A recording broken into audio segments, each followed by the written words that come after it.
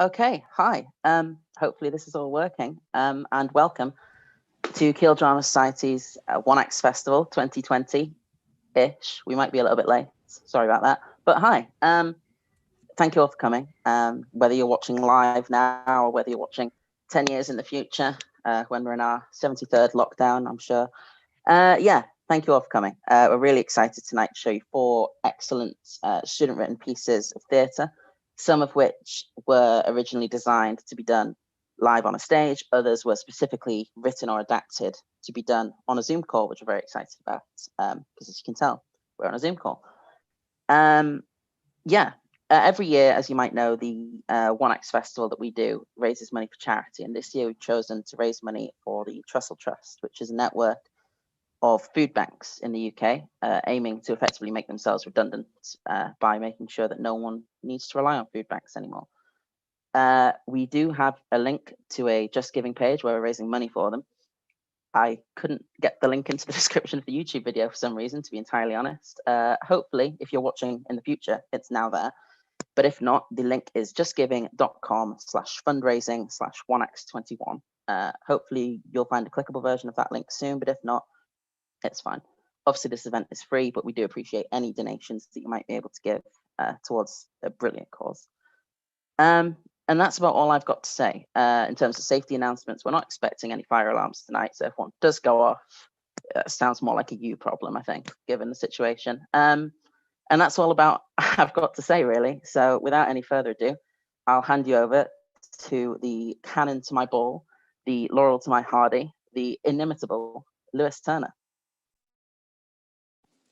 Thank you very much, Kate. Lovely to be here doing some hosting tonight. Oh my goodness, we are all very excited to bring you some brilliant performances tonight. We have 4 plays, 3 poems/spoken word pieces, and there will be a short break in between where everyone can hopefully go to the toilet and get a quick drink and stuff, and also just try and calm down from hopefully a lot of laughing. With that being said, Caitlin did steal my fire drills joke. I was looking forward to that. With that being said, our first play of the night to kick things off. We have a play written by a man who has only seen a handful of Prison Break episodes and decided that they wanted to write one of their own. We will join the crew as they attempt to escape their shackles and maybe learn a little bit about each other along the way. Written by Angus Meldrum and directed by Caitlin Richardson and Gabby Smith. I present to you all Prison Broke.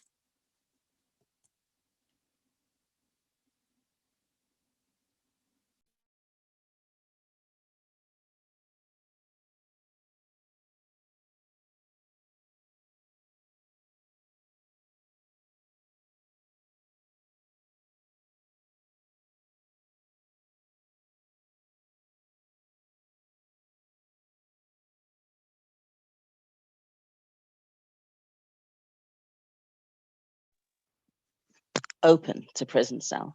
Schofield and Sucre are inspecting a large number of keys on one ring at a time.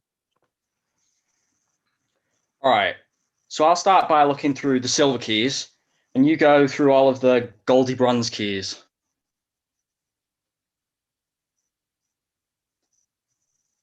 What's that? What are you saying? I can't hear you. Well, sorry, Schofield. When you said to steal the key for the laundry room, I guess I just got overexcited and thought I'd steal the whole lot. You know what? I don't blame you. I blame myself. No, blame me. Right, I blame you then. I should have been better, for I am Sucre and I am fairly certain I am your cellmate. What was I supposed to do? You're the best thief in here. You know I get carried away. I find the whole thing very embarrassing. You know my feelings about this. I don't even believe in keys. Burroughs enters. Hey, Schofield, my brother who deliberately got himself incarcerated in order to bust me out of prison. Hey, Burroughs. You have to stop greeting me like that. Boy, are you strong, but you're also stupid. Sucre, do me a favor, man. If you want to make grilled cheese using my bed frame as a stove, do you think you could not put the cheese directly on the frame? My bed's got black hardened cheese all over it. What's so funny? Sucre is dating your cellmate. That's funny. Oh, yeah, prison riot. Where'd you put the cheese? Put it on the bread. No, see, I like to fry the cheese. So what are you guys doing anyway? What is all this? Oh, he's helping me sort the keys. One of them's for the laundry. If we can get someone to keep that door unlocked, there's an opening for us to escape in about 3 days. It has to be then for unclear reasons that I'm not sure we've actually even covered. And how are you going to get that door unlocked in the first place? Well, you see, an old friend of ours, Teabag, has recently become intimate with an inmate who just so happens to have the last shift at the laundry. Once we locate this key, we get it to him, his door's opening. And why would he do this? I don't know. Must be love. Cut to prison canteen. We see 2 inmates sat together eating. Yeah, this seems to be the right key. Consider it done. Piping was never my dream. See, I'm called Piper because I hit people with pipes and then I kill them until they die. But they think I'm a really bad person, like grr, bad guy. But I come from a long line of creatives. And look, while I may be working the laundry now, once I'm out of here, it's my dream to live exclusively off of my crocheted umbrellas. Let me get this straight. You want to make crochet umbrellas, hun? Yeah, that's right. How will they survive the rain, my sweet possum? No. They're art. You display them. Oh. Art. I told you I come from a long line of creatives. It's my passion. And I take it there's good money in it? If we are commanded by our wealth, we shall be rich and free. But if our wealth commands us, we are poor indeed. Edmund Burke. Of course. Right. Good old Eddie B. There's an awkward silence between the 2. Look. I don't think we should see each other anymore. Don't get me twisted. You're fantastic, but I got personal problems, honey bun. What did I do? Not a thing, not a thing. It's not you, it's me. I got a fear of commitment. I never learned how to love myself. You hate the way I wear my jumpsuit, don't you? I do not. And you didn't even comment on the hat that I made. I love the hat. I personally prefer a cap, but it's pretty as a peach. You aren't being honest with me. I must have done something. I have a right to know. What did I do wrong? Tell me. You need to tell me the truth. Heaven of Betsy, you want the truth. Okay, then here's the truth. It is your jumpsuit. It is the hat. But it's more than that. You're pretentious. You call everyone by their full name. You call Fat Tony Portly Anthony. And the crochet. What is up with the crochet? Go on. I think I've made my point. No, I'm sorry if I went too far. No, I asked for the truth. Thank you for being so honest. You're welcome. Can I take a stroll with you back to your cell? I'd prefer to go alone. Cut back to the cell. Schofield and Burrows are in the cell, knocking on cell door. Here he is, the man of the hour. My brother, about to go to the electric chair for a crime he didn't even commit, that turns out to be some sort of big government cover-up, and my oldest friend's dating my ticket out of here. Good Lord, I've wasted my whole life. Well, now I know what it is I'm meant to do. I'm finer than a frog have, split 4 ways. It's so simple. Tell the truth. That's it. Just gotta tell the truth. So what happened? You gave him the key, the laundry key. Oh yeah, your key. What happened? You didn't give him the key? No, I did. So? I broke up with him. But hey, it's fine. I'm sure he'll still do it. Why? Why would he still do it? He hates you now. I mean, people don't do things for people that dump them. Don't worry about it. We left on good terms. How'd you do that? I told him the truth. It's okay, he asked me to. So you lie. What did you tell him? I told him he's pretentious. Pretentious? Oh, the guy has the laundry key and you tell him he's pretentious. How would you like it if someone told you the truth? Like what? What could they possibly say? Well, you're pretty stingy with your commissary. Stingy with my... How could you say that to me? I can't believe... How could you say that to me? You asked me to. You should have lied. So should you. Okay, hold your horses. Tomorrow we'll head over yonder and I'll apologize, okay? We'll make sure he's still fixing to do the job. Don't worry. There's no need to worry. Blackout. Next day, Schofield and Sucre in the cell. Burroughs knocks on the door cell and enters. Hey. Hey. What is up with you two? Have we not told him? Oh, go on, you can tell him. I saw him naked. He saw me naked. Sucre saw me naked. It was accidental. Who peers down onto a man's bunk without warning? That's what I want to know. Completely naked. Completely naked. How am I supposed to live with this? Right, look, if it'll make you feel better, you can see me naked.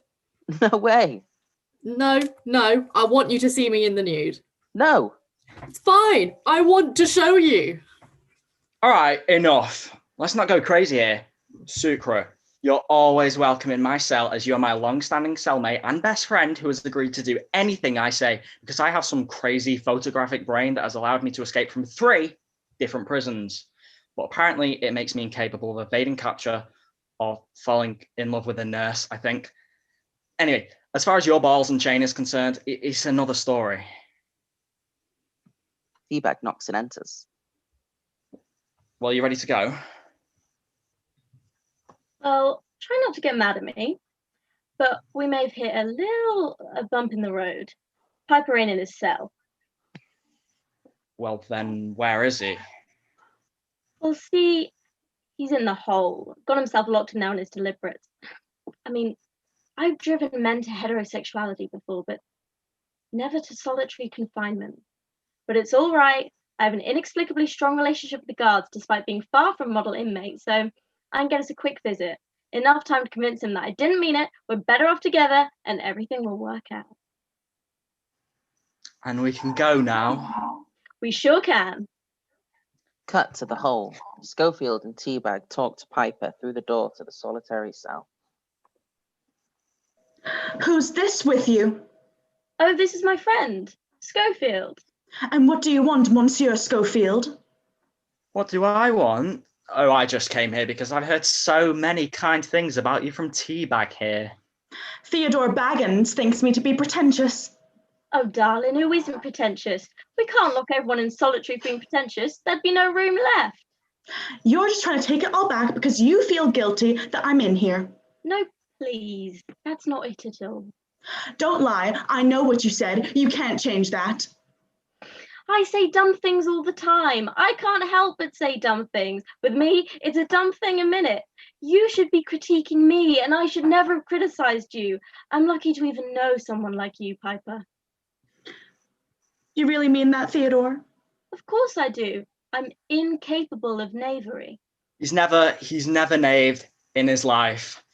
Now about this key to the laundry. Key?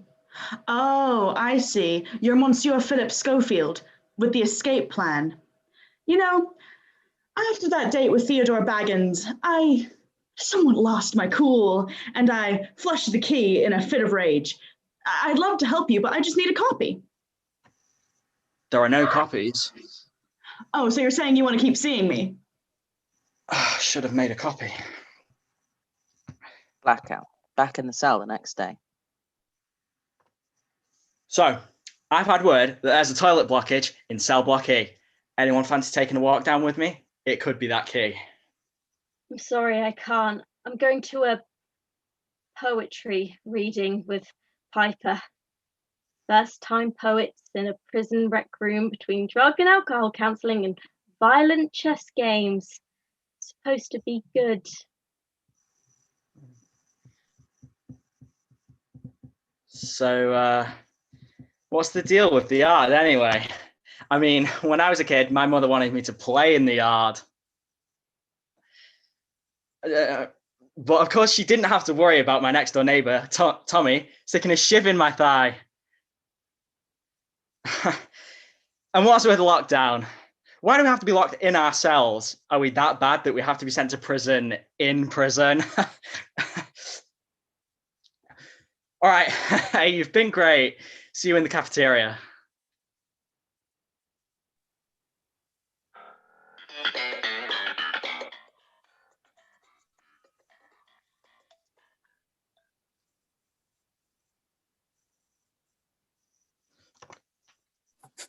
I was totally just going to leave you hanging there because I really wanted to see you just pause awkwardly. But that was brilliant, you guys. So thank you very much.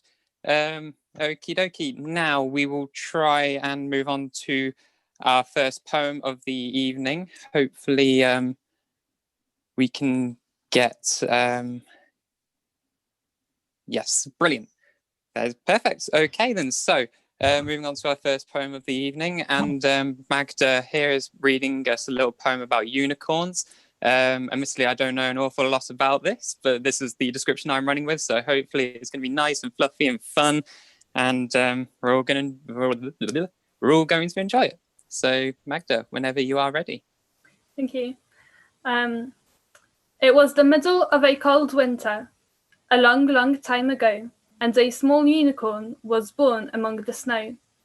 The mother let out a massive groan. There was no one to help her, she was alone. But before her joy got any further, her unicorn turned the colour of heather. The snow was so cold, they would soon freeze. Unicorn death could never be masked by Febreze. How to avoid death, someone might ask, for it really was no easy task. How to stay warm on the hard ground, it seemed like there was no one around. The mother was worried they didn't have long. She didn't know what to do. She started singing a song for the trees, the snowmen, the land, anything she saw which was at hand. And out of the land came a small sheep. Unicorn mother, why do you weep? I weep for my child, almost frozen to death. I'm worried soon they won't take a new breath. The sheep could not stand that, it could not be true. But first of all, it drank some iron brew. The animal turned orange, and its fur then turned blue. The mother's eyes were fixated on it like glue. But it was not enough, one sheep could not give all the wool a unicorn baby would need. Next came a cow. The cow was green, for it consumed grass like a machine. The cow was covered in a layer of fluff. It was enough to make some warm stuff, but a unicorn wearing fluff would still feel rough. After the sheep and the cow came a man from the farm. A big myrtle clutched tight in his arm, but when the man saw what the sheep and the cow could give, he remembered his burger, and he started to heave. The big myrtle fell down on the rocks. Unicorn child, have some indigo socks. Then the man left, his head hung down low. His shoes left marks on the glittering snow. To the relief of our readers came a plant-based banana. It was non-binary, but it chose the name Hannah. Hannah loved crochet. They had lots of wool. The colour was so nice, it could make a banana draw. But the danger was present, and the danger was near, the mother and child consumed by their fear. And the danger was great, for out of the sky came out all the snowflakes that were ready to fly. And at that moment the unicorn let out a small cry. It thought it was ready to say its final goodbye. But the cry was heard on the roads far away by a wandering pilgrim who knew not where to stay. On his back he carried his bedding, not washed since he was at Reading. And the bedding was violent, it rent in places, it was embroidered with little faces. The unicorn stared, suddenly it was warm. The colours of the rainbow made it feel at home, and the animals and the banana rejoiced. The unicorn had found its woolly gay voice.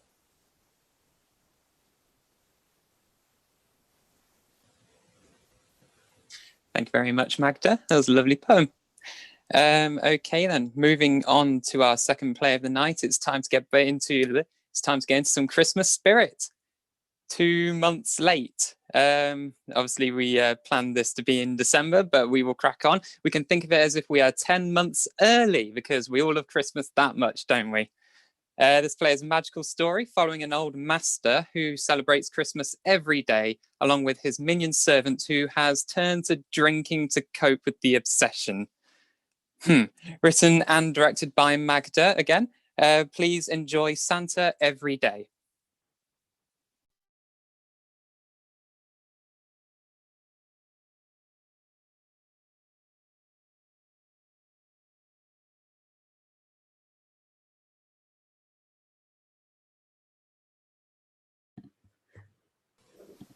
Scene 1.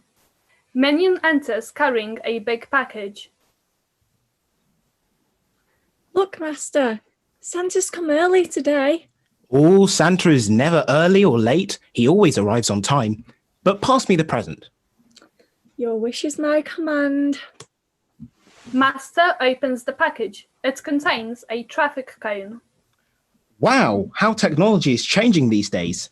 Only a year ago, I asked Santa for a pine cone, and now the trees are already being manufactured out of plastic. Yes, Master. Isn't it amazing? Soon it won't even matter if we chop down the rest of the rainforest. No, Master. Put it on the tree for me. You know I cannot reach. Of course, Master. Minion puts the cone on one of the branches. No, not there. Higher up. Minion moves it slightly. There? I think you got your left and your right wrong. My right and wrong were never wrong. The right is wrong. Have I taught you nothing about politics? Minion moves the cone left and climbs down from the ladder. Now fetch me my morning tea. Minion exits. End of scene. Scene 2. Master is sat on the floor with his traffic cone. Enter Minion with a cup of tea. Oh, the tea. Bring it here. Minion places cup of tea on Master's desk.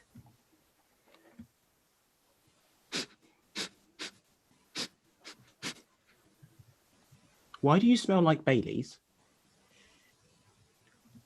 Well, I scrubbed the cup so vigorously, the smell of the alcohol comes off of me. They must be really clean for when Santa and the day's visit tomorrow morning. So now they're putting Baileys in the glass polish.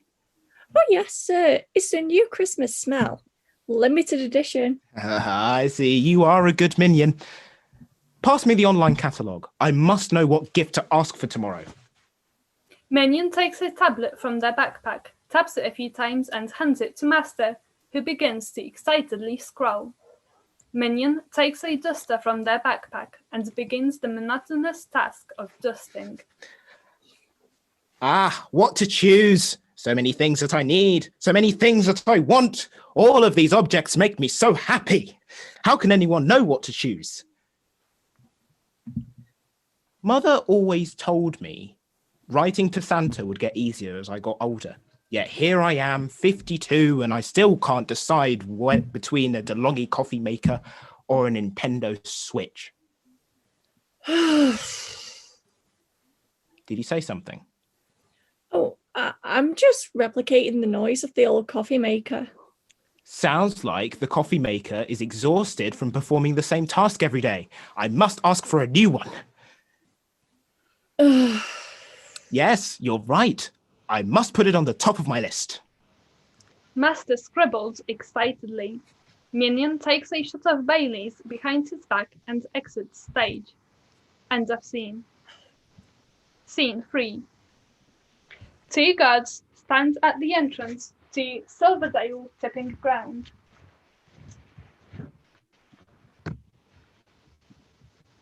Hello there. Hello, guard. I see you've got a lot of cardboard, sir. Well, yes. You know that's not in line with the current policy on cutting trees. Government guidelines require you to not use more than 1/8 of a tree per household each month. And you bought all this in 1 week. Sir, please understand. Our planet is dying. It's from the craft supplies at the old nursing home. Oh, I remember how my Betty used to love her felt shapes, and she made the most wonderful giraffes out of pipe cleaners. So, am I allowed to do this here? Yes, you No. can. I take it it's a yes. Yes. No.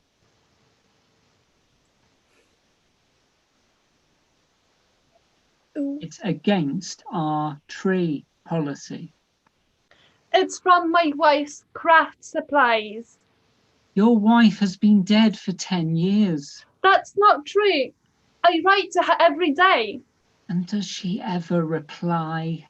No, she's too busy doing crafts. Well, can they not do some crafts that come in less packaging? The advertising goes on the packaging. No big company would sell anything without it. Oh, screw the big companies. Consumerism is destroying the planet. You wouldn't have this job without it. Well, I quit. Gerd throws down his clipboard and storms out. So does that mean that I can leave this cupboard? Yes, just drop it here. Okay, thank you. Minion dumps the cards and walks out. They'll be back begging for this job tomorrow. End of scene. Scene 4. Back at the house, Master is still scribbling. Minion enters. Oh, Minion, you're back home. Yes, sir. I've just finished writing my letter to Santa. Let me post that for you, sir. Master hands him the envelope. You are a good Minion. Minion walks to the other side of the stage, takes another shot of Bailey's, and puts the letter in their backpack. Then returns to Master. Now, we must play Monopoly. We've had so many arguments over this game already. It's not Christmas unless we've had an argument. Let me just finish scrubbing these dear glasses. Those glasses can wait. We must play now. Minion exits and returns shortly with a Monopoly box, looking like they just drank something strong. Master takes the box from them and excitedly sets out the game. Oh, how I love Christmas. Minion hugs themselves and begins to gently rock. Your turn. Are you sure we've got enough time to play? It's almost time for the Queen's speech. The Queen. Isn't it amazing how she always says each speech 1, 2, 3, 4, 5, 6, 7, 8, 365 times before changing to another one? She must be so good at counting. I'm sure she is, sir. Let's play. If you let me win, we'll be done in time before the speech starts. They start playing. End of scene. Scene 5. Master and Minion are sat at the dinner table. Both have paper crowns on their heads. I'm so full of turkey, I might start growing wings soon. We've just got one more Christmas cracker left to open. Pass it here. I'm excited to see what's inside. Minion hands him a cracker. Master pulls it with both hands. Oh, it's a joke. Can you believe we've got another joke? Ho, ho, ho. More like ha, ha, ha. Santa Claus for your excitement. Minion stares at him blankly. Now, read it to me. What did the farmer get for Christmas? I don't know, socks? A calculator.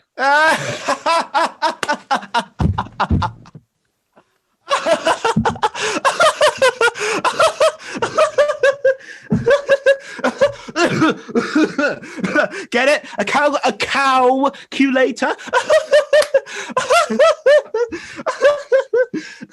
It's like a cow, but a calculator to calculate his cows.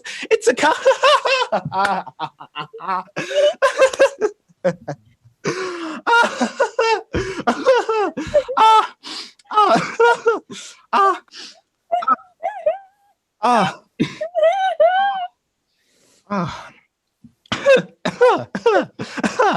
Right. Now, time for you to get the house clean and shiny for tomorrow. Is everything ready for Santa to come?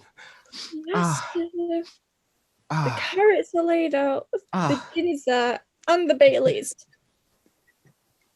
Amazing. We must treat Santa well. He's the only one who loved me. Well, Santa is a good man.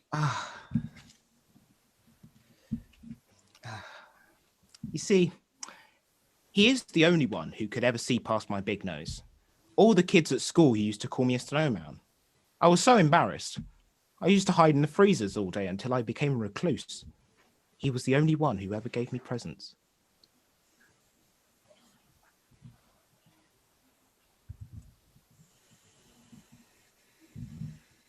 Good job, you guys. Lovely. Yes. Thank you. Okay, with that being said, now is time for us to take a little break. But before everyone goes, I would like to take this chance to remind everyone of the charity we're raising money for tonight, the Trussell Trust. If you don't know them, they're, as Caitlin said in the beginning, they set up food banks across the country and aim to help the some of the most vulnerable in all of our communities, especially during the current world crisis. It's important that we think about those who need some extra help. There is a few links in the description down below, I'm hopefully being told. And I've also received news that we have met our target and exceeded it. We are at 130%, and I believe that's rising. So great job. Thank you so much to everyone who has kindly donated to us. Of course, donating is not mandatory at all, but anything that anyone can give is just, it will just go so much, it'll go a long way. Obviously, everyone's going to appreciate it. So please consider, whether now or later, just a little bit of love.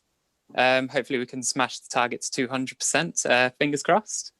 So with that being said, we're going to take a 10-minute break. So have a nice little toilet rush and grab a drink, and we will see you all shortly.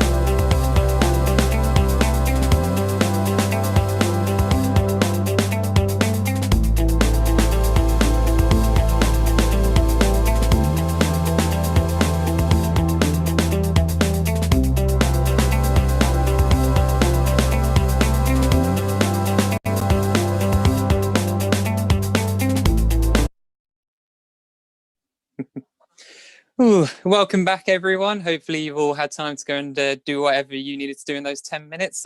Sorry to take you out of that music. I know everyone was just really getting into it and just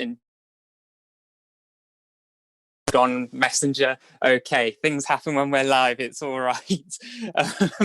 But yes, I just want to say as well, brilliant job so far. There is a different kind of stress you feel when you're doing something in person on stage and online over a Zoom call. It is really odd, but it's just makes you feel good when you're powering through it. Anyway, so with that being said, we will now move on to our third poem of the evening before we go on to our third play. This is going to be a little spoken piece poem, performed by Rufus Dean. And the piece is called A Ruin Overgrown. Thank you, Lewis. Right. A ruin overgrown, stretching from the deepest wilderness to the grey and glass heart of the city. And I cannot quite remember if this maze of rooms and halls and gardens and galleries was meant to be my home, because there have been too many to count. From a frozen forest with bare feet to a run-down London house, in time all things change. My place is as here as it has ever been, and I might make myself unwelcome, but please don't mistake the intention as any slight on you. I simply do not wish to stay in one place too long. The ruin builds itself back up from time to time, a clearer picture of what had been another life, or perhaps a life that could have been but is not mine. And I see the ruin when it stood tall and full of pride, or perhaps I see what it might be. Even still, it could simply be a delusion or a dream. I see the ruin built not to last, but to carve out one more step on a path for us all to take. Suffering in turn, not living long enough to see that which we have built crumble and break. I see that which was built with care and attention, grand palaces of art, of literature and music. But between them are the corridors hurriedly thrown together by those less fortunate builders who in their time ran from hate. I do not think the ruin is mine.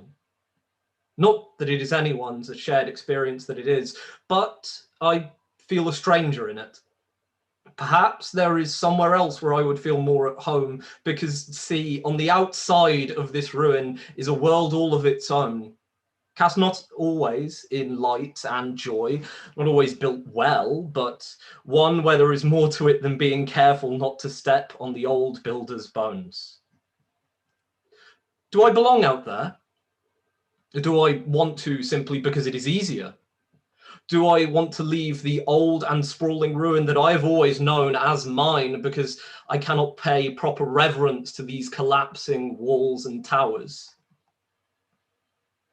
It is built by us and on us. It is our shelter from the storm and Atlas's weight on our backs. It is to consider every last breath in every floorboard, to see those left behind in the faded paint, to see the statues of those heroes whose faces will never be remembered outside of the ruins' ominous metal twisted gates. It is our triumph and yet our memento mori. Empty thrones gathered dust for kings and queens who did not rule, but led, who did not issue decrees, but only lifted those of us from the ground when we fell. Its pathways are not to go from one place to another, but to march in remembrance, long forgotten by all others, or perhaps long ignored. I feel like I've not built enough of this old ruin, not enough to walk through it at least. I'm an uninvited guest that everyone seems to think lives here. So, once again, if I do not remain, please don't resent me. I might find somewhere else or build my own without those grand and tragic broken castles and long left behind homes. Something simpler, a place where every room and every hall and every decrepit gallery is something I know. So, If I can build my ruin or just add to the one I find myself in, as so many people have before, I wonder what I'll have left to give when I'm gone, when the road is run, when it is in its finality. It. My eyes are shot, my liver is probably done, and I'm scared beyond belief for them to pull apart my lungs and find how black I've left them. So what do I have left then? Forgive me if I'm selfish, but I want to leave more than memories. I want to leave something with more meaning. And I know that buildings crumble. The ancient languages of those who came before become to our modern ears alien and strange. Art fades and not even music remains. But I want my part to be more than the building of this ruin. I don't want faith. I don't want guidance. I only want change.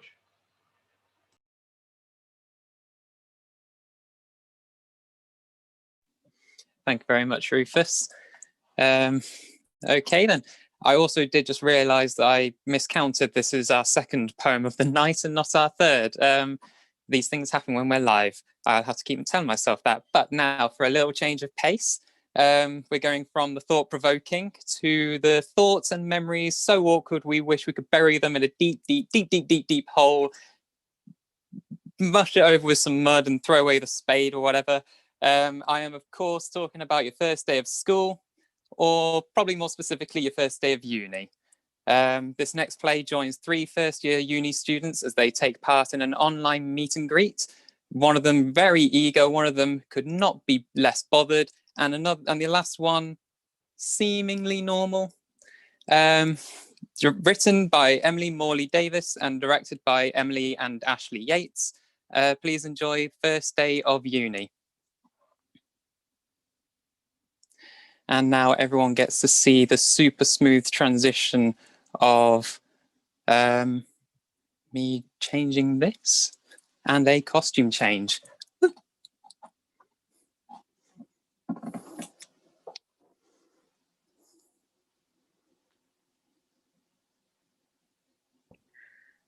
Am I in the right place? Is this like the freshers meet and greet thing? Mm-hmm.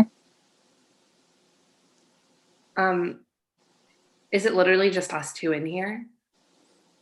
Looks like it, yeah. Okay, well, hi. Hey.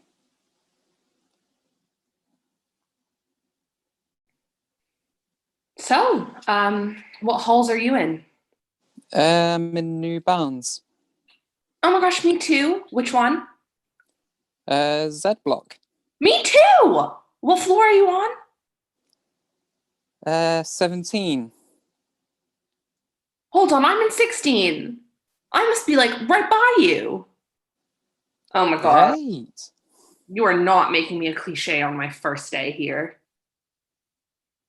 And how exactly would I be doing that? Are you kidding me? We both get randomly placed in the same breakout room, bond, and then it turns out we're actually next door to each other, so we strike up a conversation, realize we have lots and lots in common, and then something just blossoms. I'm Leslie, and you watch way too many rom-coms. I'm Jamie, and I actually never touch them. I'm having difficulty believing that. You just met me. Anyways, what are you doing here?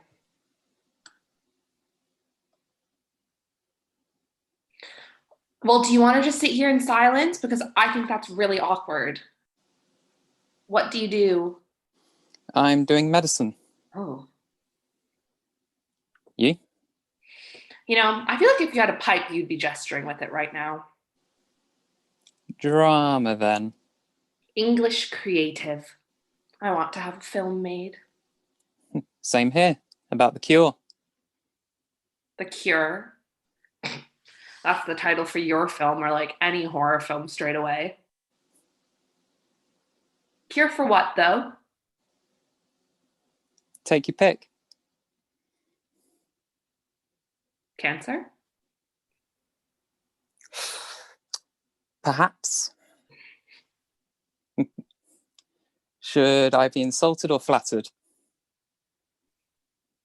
Take your pick. I like to leave you guessing. Oh, you are an English student. What would your film be about? My books. Heartbreaking, heart-fixing, and completely original. Is that possible? It will be for me. So will a cure for cancer when I'm done. Yeah, you're just going to step on the scene and make it real. And you're just going to create the next Sherlock Holmes. It's not that hard. You should try it. It's fun.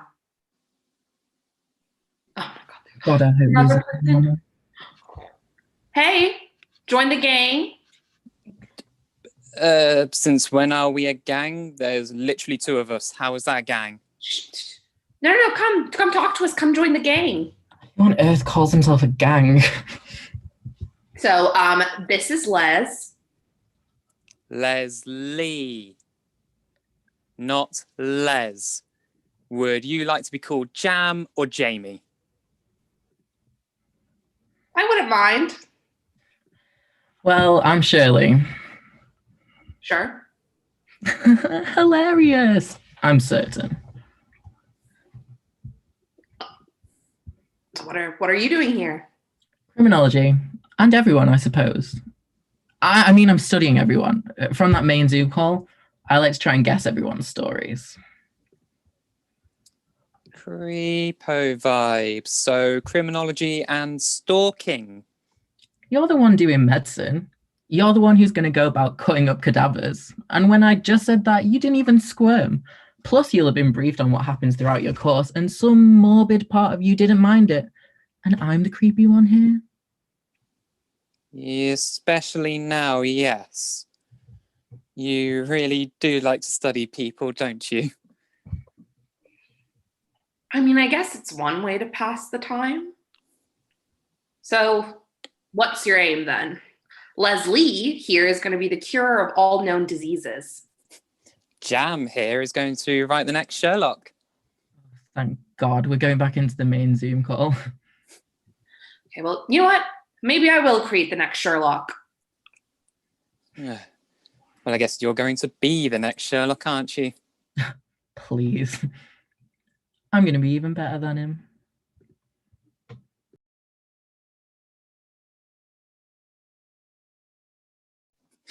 Good job, guys.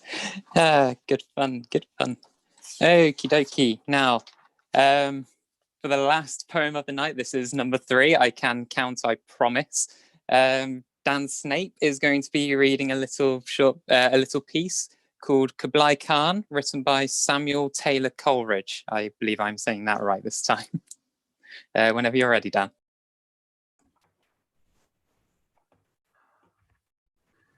In Xanadu did Kubla Khan a stately pleasure-domed decree, where Alf, the sacred river, ran through caverns measureless to man, down to a sunless sea. So twice 5 miles of fertile ground, with walls and towers were girdled round, and there were gardens bright with sinuous rills, where blossomed many an incense-bearing tree. And here were forests ancient as the hills, enfolding sunny spots of greenery. Oh, that deep romantic chasm which slanted down the green hill athwart a Sudan cover, a savage place, as holy and enchanted as ere beneath a waning moon was haunted by woman wailing for her demon lover. And from this chasm with ceaseless turmoil seething, as if this earth in thick, fast pants were breathing, a mighty fountain momently was forced, amid whose swift half-intermittent burst huge fragments vaulted like rebounding hail, or chaffy grain beneath the thresher's flail. Amid these dancing rocks, at once and ever, it flung up momently the sacred river, 5 miles meandering with a mazy motion. Through wood and dale the sacred river ran, then reached the caverns measureless to man, and sank in tumult to a lifeless ocean. And mid this tumult, Kubla heard from afar ancestral voices prophesizing war. The shadow of the dome of pleasure floated midway on the waves, where was heard the mingled measure from the fountains and the caves. It was a miracle of rare device, a sunny pleasure dome with caves of ice. A damsel was Dulcimer, in a vision once I saw. It was an Abyssinian maid, and on her dulcimer she played, singing of Mount Abora. Could I revive within me her symphony and song, to such a deep delight would win me, that with music loud and long I would build that dome in air, that sunny dome, those caves of ice, and all who heard should see them there, and all should cry, beware, beware his flashing eyes, his floating hair.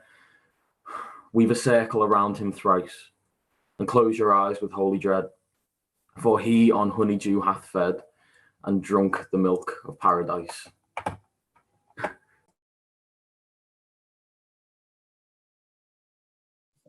Thank you very much, Dan.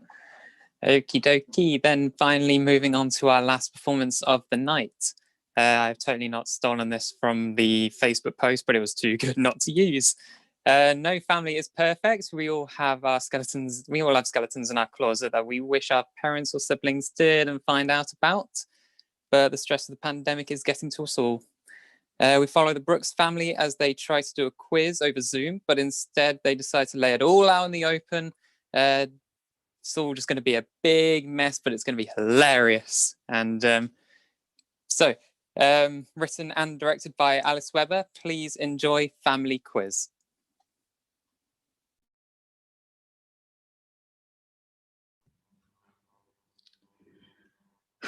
She's a little bit of a, to put it nicely, she's a bit of an airhead, right? She's got good intentions, but I hope university's changed her a bit, you know? Stop stressing. Your siblings sound wonderful. I'm sure they'll like me and I them.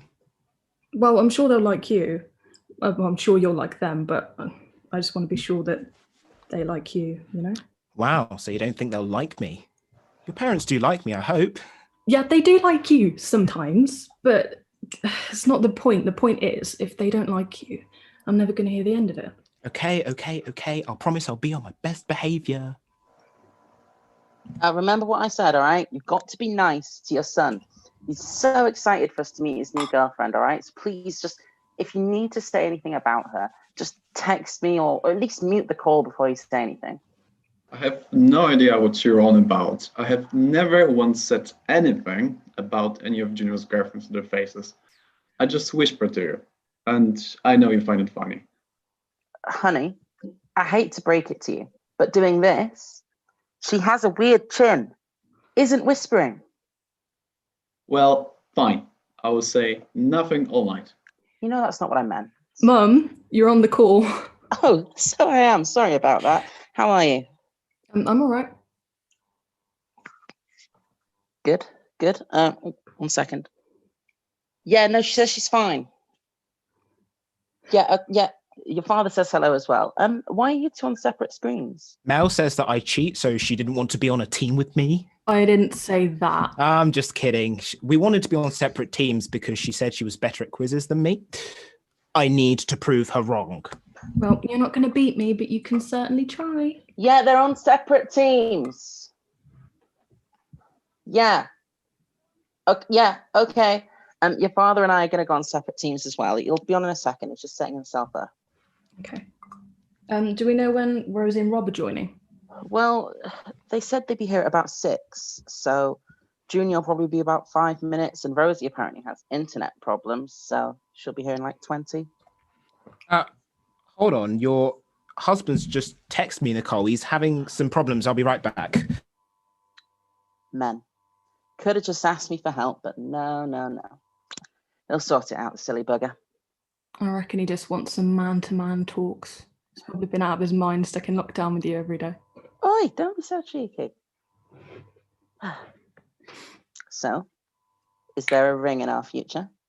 Shush, just because he's muted doesn't mean he isn't still there. Oh, shit, is he still there? Well, no, but I heard him go downstairs, but that's not the point. Oh, come on, I mean, let me live vicariously through you.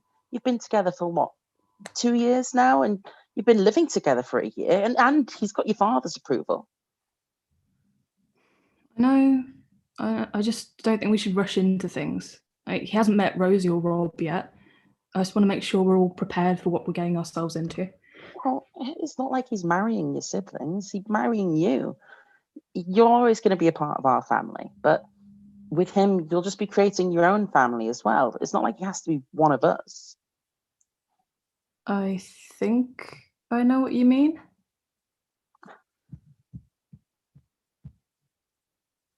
Hey, sorry about that. I think we've got it sorted now. We should see your father at any moment now.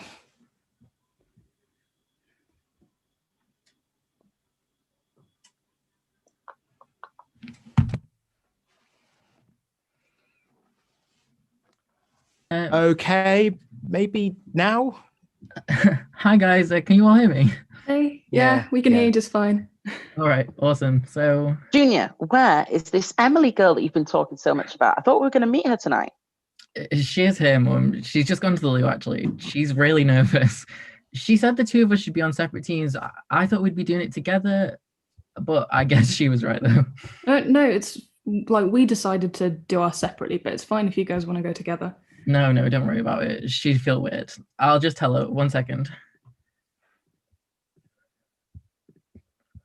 Gosh, I can't. Like, I can't. Don't worry. Stop freaking out. They're gonna absolutely love you. Rob, you're not muted. I don't think he can hear us. Like, something just feels wrong. Like, I feel like I shouldn't be here. Emily, you're gonna be fine. Are you sure? No. You know what? I'm gonna get changed because this black top just makes me look like a square and I'm gonna blend into the background. So I'm gonna wear the blue one now because it just, brings out the highlights of my hair so nicely. Unless, no. Or your sister's wearing blue because I don't want to copy them because it's a simple top. I got it at Next, so they could have too. Oh my God. Wait, what if none of them are wearing black and this top sticks out like a sore thumb? Oh my God, I look like I'm going to a funeral. What's wrong with me? You're spiraling. Relax. Take a deep breath. Let's get this over with. I'm sure my mum's dying to meet you. Oh God, I don't think I was muted. Sorry, guys. Oh, we didn't even notice, honestly. You know what? You should call though more often. We miss you. I miss you too, Mum. Well, Rob, you haven't met Tim yet. So. Hey. Well, I guess you have now. God, I'm really sorry. It's just I didn't think this was going to be how we'd have to introduce you. Mel, you're starting to sound like Emily. Just relax. Hey, it's nice to meet you, Mum. Same here. So? Come on, I've been waiting so long. I'm going to burst. Can we please meet Emily? Give her a minute, Mum. Relax. She's coming on now. Hello, dear. I'm Mrs. Brooks, Robert Jr.'s mother, but you can call me Nicole. So lovely to meet you. I am Emily. Well, I'm Emily Jones, possibly a future Mrs. Brooks too. But you could just call me Emily. Hi, I'm Melanie, the sister. Hi. I can't believe that whole train wreck came out of my mouth just now. I'm so sorry. Am I ruining this already? No, not at all. If it makes you feel any better, my Tim is just about to meet Rob and Rosie tonight. So I know it's not as scary as meeting the whole Brooks clan all together, but that should maybe help you bond or something. Of course, bonding. That's always fun. I'm Tim, and they aren't also scary, I promise you. Well, Nicole is, but she doesn't bite. Oh, shush you. Yeah, I guess. Well, I am really excited to be introduced to the rest of the clan. Oh, Melanie, where is your father? Hang on, I'll go and get him. 1 second. So, Robert, did you see Newcastle versus Southampton earlier? 3-2, Southampton beaten again. Actually, I missed this one. Emily and I were busy. It's probably best for you to just call me Rob or Junior, by the way. It gets really confusing with my dad. Actually, I think I can change my name on here. Hold on.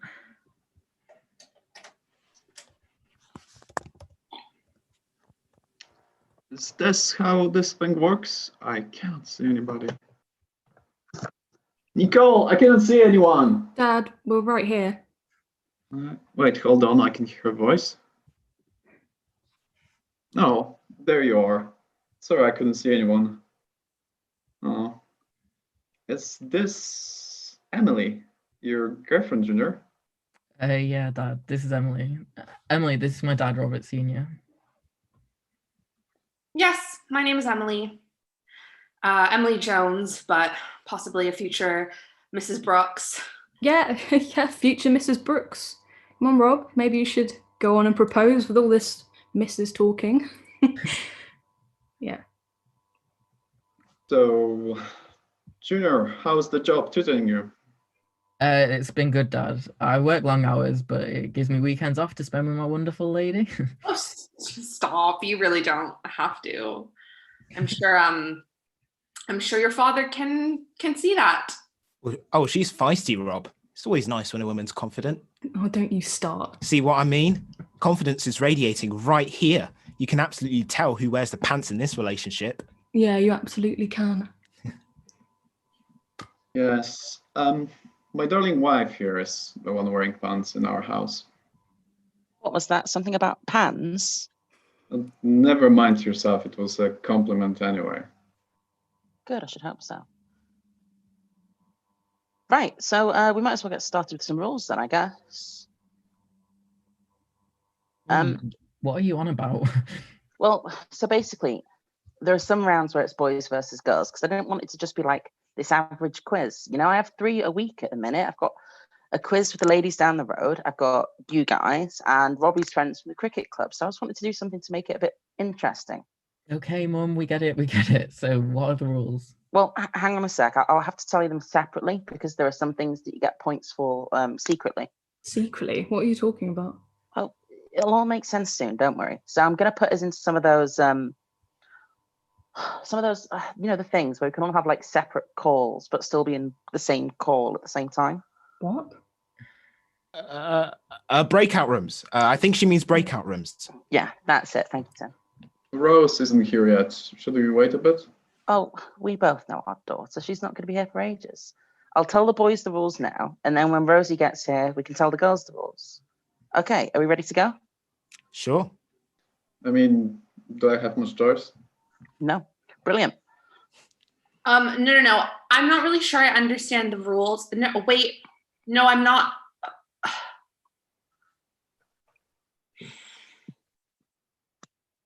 So, Emily, what is it that you do? I'm just working at a therapist's office. Well, I was, but I guess now I'm just on furlough for a bit. Oh, sorry. No, it's fine. It's not really what I wanted to be doing anyway. Yeah. Are you okay? Yeah, thanks. I'm freaking out a little bit. I promise it's fine. We've all said awkward things before. I remember when I met Tim's parents for the first time and I told them that I couldn't wait to pass down our traditions to their kids. Can you imagine? I nearly died straight away. They'll forget all the embarrassing things you say, and if they don't, then... I slept with your father. What? I'm sorry. I didn't think it would come out that way. Is this a joke? You slept with my dad? Don't say it loud. Rob's in the other room and I'm sorry, okay? I had no idea he was your father. I'm so confused right now. What are you talking about? Years ago, when I was a freshman in uni, I went on this cheerleading trip and I met him at the hotel. I had no idea he was married or that he had kids. And on the last day, I found out he was seeing someone because I caught him on the phone with your mom, I guess. And I stopped it. Can you just promise you won't tell anyone? You can't just drop a bomb like that on me. I barely know you. And then you turn around and say that you slept with my dad. Just please don't say anything. I won't say anything yet. I need to think, but you need to tell Robert. Tell Robert? Yes, I mean your boyfriend, my brother, Robert Jr. I can't tell him. At least not right now. This is like the first time he's spoken to his father in months. I don't want to ruin that. Oh, I think you already ruined it. What?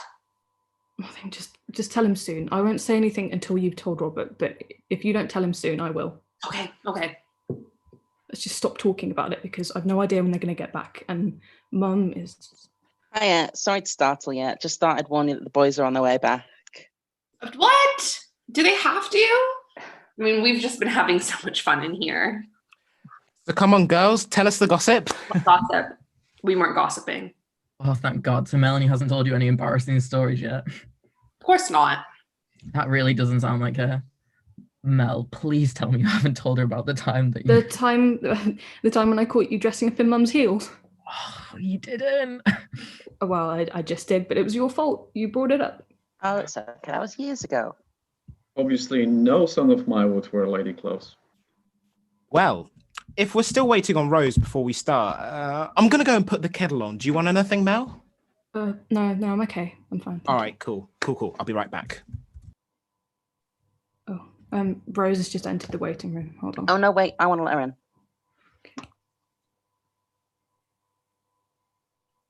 Everyone, hey Mom. Rosie, you're not nearly as late as I thought you were going to be. It's practically a miracle. Right, Mom, I've invited my new boyfriend to join us. That's fine, right? I didn't even know you were seeing anyone. Rosie, you should have asked first. Well, I'm asking now. It's okay, right, Mom? Yeah, of course. Why wouldn't it be? Thank you. She's always been the favorite. And I always will be. Who's this Emily? Is that your girlfriend, Robbie? Well, hi. Yes, I'm Emily, Robbie's girlfriend. Oh, so cute. Oh my goodness, Robbie. We had the same thought. Make our boos meet the family at the quiz. Oh, such fun. Rosie, we were meant to be having this quiz so that you guys could meet Emily, and you know what? It doesn't even matter. Who's this new boyfriend then? Yeah, he's going to join us in a minute. Just give me a second because I need to send him the code. Smile, everyone. No, Rosie, I think I was blinking. Oh, it doesn't matter. Mommy won't care. Okay, you should be coming in soon. Oh, here he is, babe. This is everyone. Mom, Dad, Robbie and Mel. Everyone, this is my Nate, my boyfriend. It's actually Nathaniel, but yeah, you guys can just call me Nate. Well, it's nice to meet you, Nathaniel. I didn't know my daughter was actually seeing anybody. It's quite recent. A lockdown romance, No, I don't. Robert, don't be like that. It's very nice to meet you, Nate. Yeah, thanks. Whatever. Hey, with the black hair, don't I recognize you? Have we met before? No, you definitely don't. I don't think so. Oh, yeah. What? Oh, we were at the same football court camp thing, whatever, in college. Oh, do you remember? Oh, wow, that was years ago. Yeah, the football Time court. flies. It's almost like yesterday. Yeah, the football tour when with the team, but he wasn't on my team. We were not on the same team. We just saw each other in the hallway a few times. We played a few matches against each other too. Oh, nothing too serious. They were all just for fun. Yeah, just a few games. Now that we're back in touch, I can definitely go for some more. The way you dominated the field was... I'm not really sure that's appropriate. Nothing wrong with knocking a few balls about. Well, you and my sister, you're living with my sister, and we're not in a bubble, and the pandemic, and yeah. Right, the pandemic. Well, same a number, and we should meet up again when it's over. It won't be for a while anyway, but yeah, whatever. Well, my son always been good at sports, no? Why didn't you say anything to me when I sent you that photo? I didn't think you'd ever met anyone.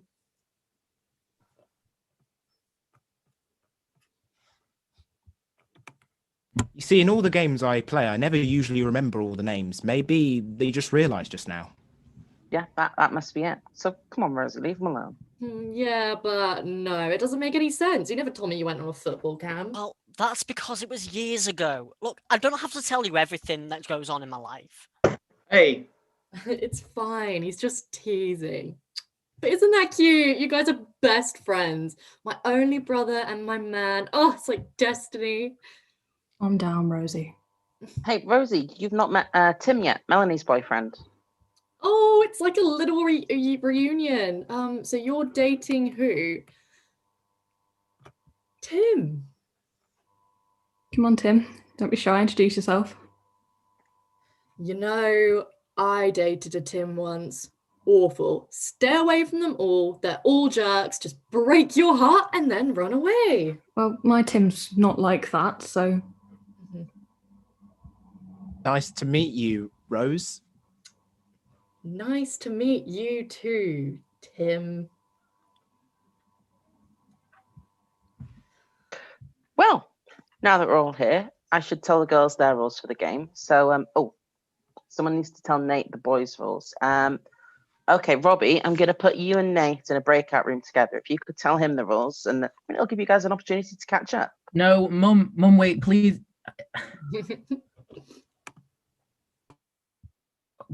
What are you doing here? What do you mean? You know exactly what I mean. Look, I'm dating Rosie. I didn't know she was your sister. Whatever, of course you didn't. Listen, nobody can know about... They don't all know that I'm... Gay? I'm not gay. I'm happy, and I'm seeing someone, a girl, by the way. That was just a phase. You tell yourself whatever you need to, dude. No, it's true. It was just college. I was young, and it meant nothing. Nothing. Really, Junior? You and I both know what happened was not just nothing, because it happened over and over and over and over. Shut up. Look, I don't care what you think. This is my business, and no one else needs to know my business, so you better not say anything to anyone. Whatever, dude. I don't care. Just tell me these rules. If I have to be here, I might as well win.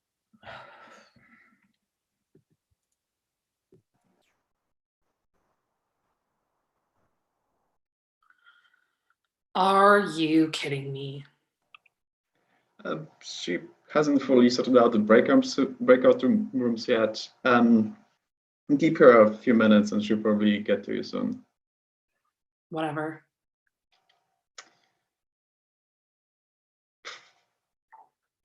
So, how have you been? Oh, please don't talk to me. I only haven't said anything because I'm trying to find a nice way to break it to Rob. Emily, please, you don't have to say anything to them. I promise I have changed. Please, that's what they all say. It was only 5 years ago. How many other girls have there been, or how many times? You have a whole family. You have children. My children are not children anymore. They are adults, and for sure they understand. Understand what? That daddy doesn't love mommy anymore? Grow up. You knew what you're getting yourself into. No, I didn't. I had no idea you were married. Then you're an idiot. The wedding ring wasn't enough clue for you? You know what? You are just a massive... Sorry, mate. There was a mix-up. I'm sad, though. It really would have been fun to know the girls' rules. It's fine, Tim. Tonight was going to be a bit messy. I just didn't realize how messy. Well, that's fair. Yeah, Nicole really needs to buff up on her technology. Yeah, right. Nicole. Okay, so I think that's all that then. Does everyone understand the rules? I think so. Hope so. Wait, hold on, honey. I think I need a drink. Yeah, me too. Oh, me three. Are you all serious? We've had so much time before now. If I'm honest, I really need to go toilet, so I'm just gonna... Right, okay, fine. 5-minute break, but then when we get back, everyone better be ready to go, okay? Perfect. Thanks, Mum.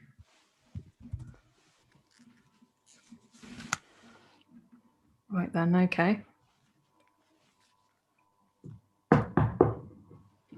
Yeah? Honey, it's me. There's something I need to tell you. What is it? Are you stressed? Because honestly, it's absolutely fine. Rosie's like this all the time. She's a little maverick, if you ask me. I used to date your sister. What? When I was young, well, when she was young, I guess. Oh God, how old was she? Whoa! No, nothing like that. It was all legal. We wouldn't go to jail or anything. It just ended badly. How badly?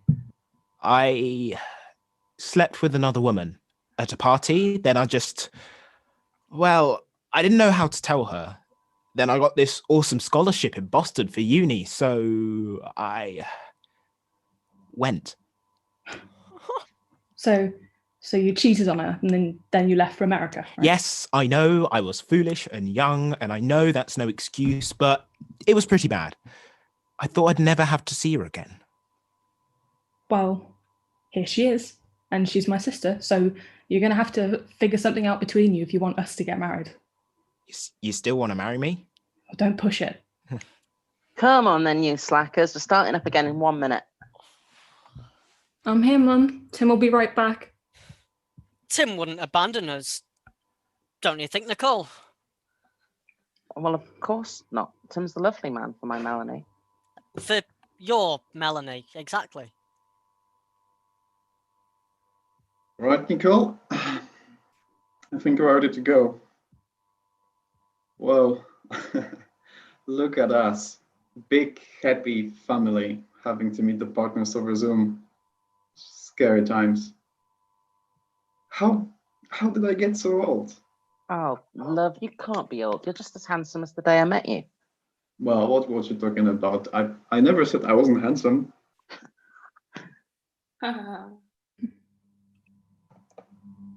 Does everyone have a drink? Oh, yeah, we should have a toast. No, Mum, really. To family.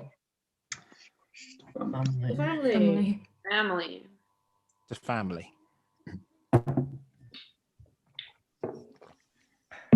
Okay, may I just say something?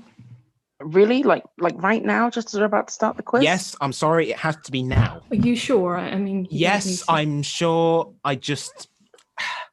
Robert Senior, sir, I used to date your daughter.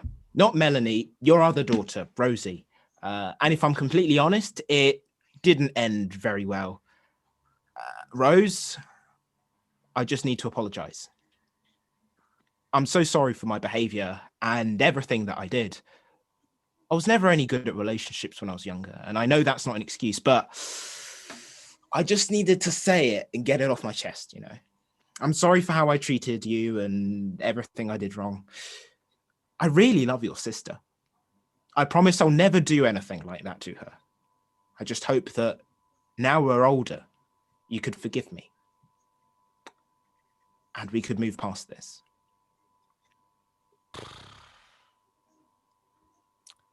So, who is better then, Rose or Mel? Shut up, Nate. So are you saying that you broke my daughter's heart?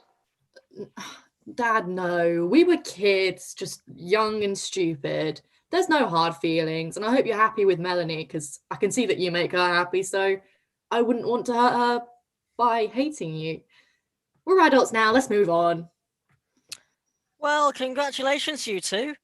I'm glad that you're able to work through your issues and be honest. Probably took a lot of guts and bravery.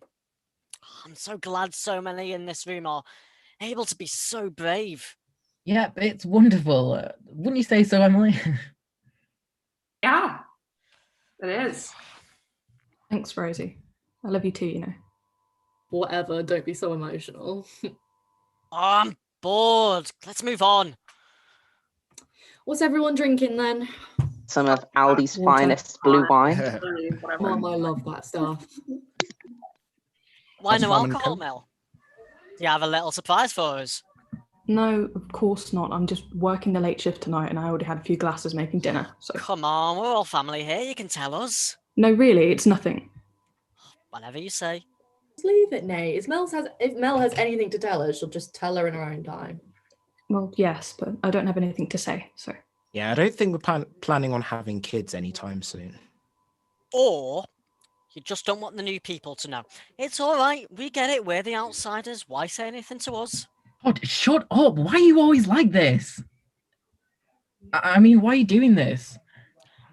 I'm just speaking my mind, and we both know where that leads. God, I'm sick of you. This is why when we left that tour, I left you as well. Oh, stop acting like it was all me. We both know that even if I was perfect, you wouldn't have manned off enough to blooming tell anyone. God, that's not true. Really? Please, you're always so weak. Every time we left that dorm, if I even just looked at you, just go running for the hills. You're always avoiding me so much that people actually pay attention. They just thought it was just normal football rivalry, but in actual fact, you just every night come back crawling to my room, and we would just That is enough. see what I mean. You never had any guts. No guts. Fine. You know what, Rosie? I've had sex with your boyfriend. Not once, not twice, like 30 times. All over the place, you know. And you know what? It wasn't even that good. It was a 6 at best. You know why I had sex with a guy, everyone? Because I'm gay. I like men. I'm the gayest of the all there ever was, and all there ever will be. Been to gay bars, kissed men, and I even went to a Cher concert. Alone. I'm gay, okay, everyone.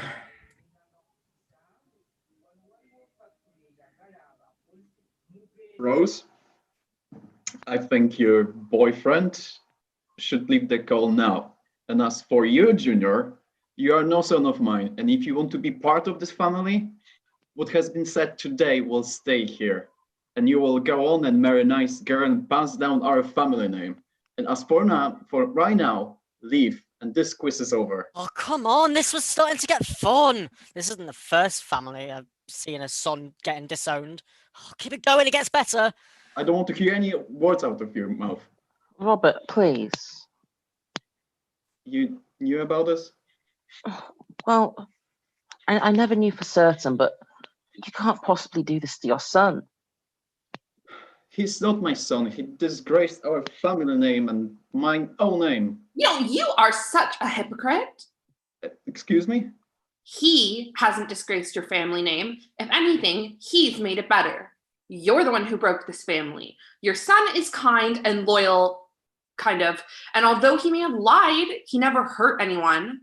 You're a hypocrite, a liar, and a dirty cheater.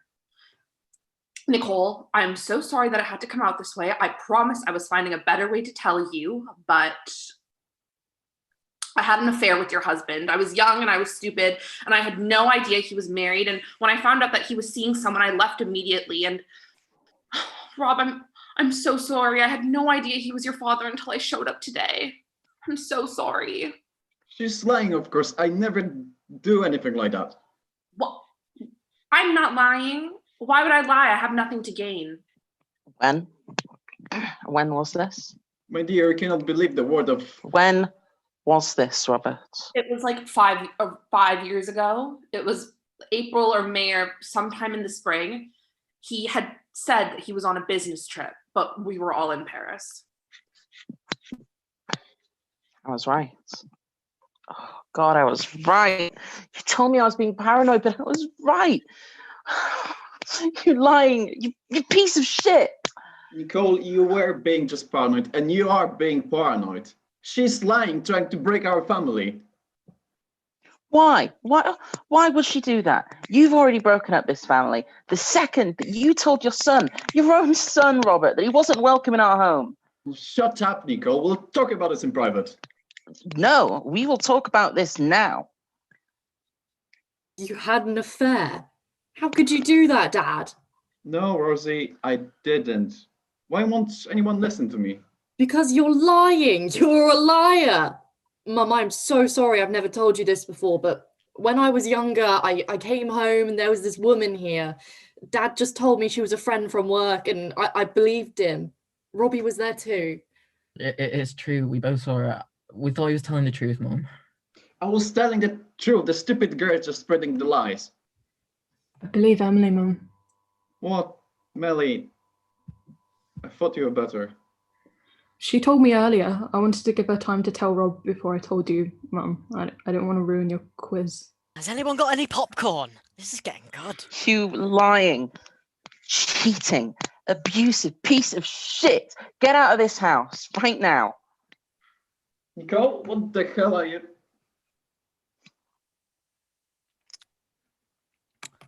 Well, it's been fun, but I think I'm gonna go.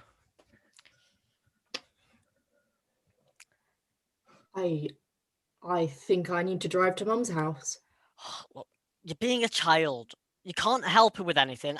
You probably just get out of it in case she comes back. Look, I know you're gonna say it's not your fault, but hell hath no fury like a woman scorned.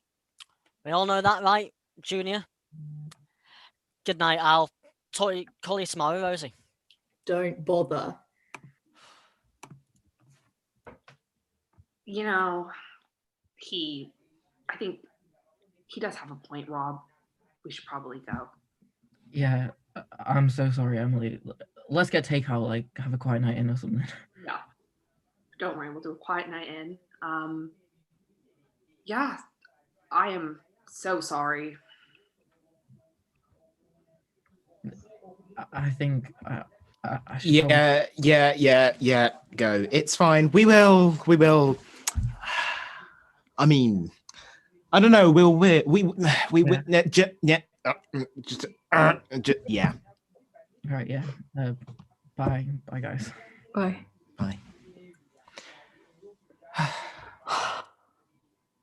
So what do we do now? I've got no idea. I'm calling in sick. Good idea. I'm going to go and drink an entire bottle of wine in the kitchen. You want to come? It's a family. Funny.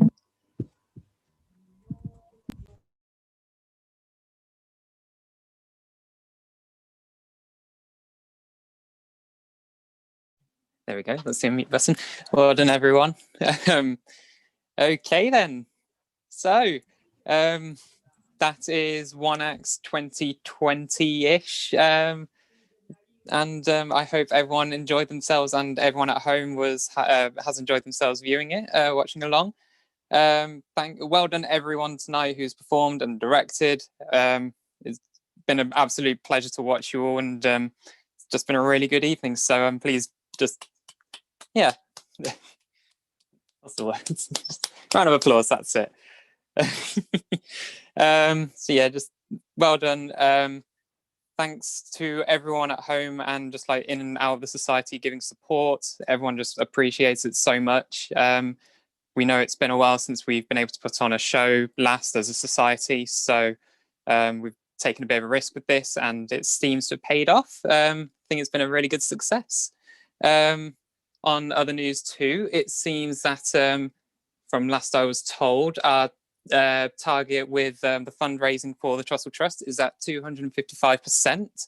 Oh, 255 pounds.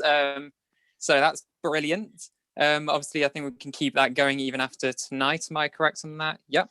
Yeah, So that's going to be up for ages. So please do, even if you're watching this, months later, they're a fantastic cause. So please do consider giving what you can. They're brilliant, and we're more than proud to be able to help them out this year. And I think I would like to also give a little quick thanks to Kate, who has been just phenomenal in trying to set this up and keeping things rolling and making sure it's all just come together nicely. So thank you and well done so much, Kate. You guys. We all appreciate it. Thank you. Well, on that note, I think that's about the end. Like Lewis said, thank you all so much for coming. Thank you to the cast. It's been a brilliant few months. Thank you all. And yeah, keep an eye on our YouTube page. Playing a Day is coming up in a few months. So make sure you subscribe and like, comment, and subscribe. Yeah, you'll be able to catch all of our future projects on there. Like us on Facebook as well for the same reason.